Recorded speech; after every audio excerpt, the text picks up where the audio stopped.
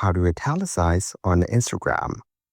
To get started, first of all, go to your main menu and open the Chrome browser on your phone.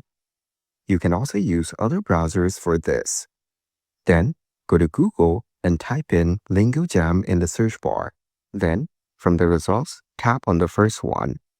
This is a fancy text generator. Here, you can change your text from normal to fancy. In the first box, type in the normal text that you want to convert. After typing, you will see the different types of fancy text in the second box below the first one. Scroll down to see all the different types of text. Select and copy the text that you like. Now go back to the main menu and open the Instagram application. You will then be taken to the Instagram homepage.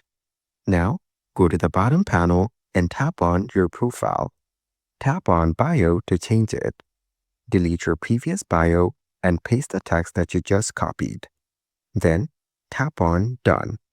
Go to your profile to check if your bio has been updated. Following these steps, you can easily italicize on Instagram.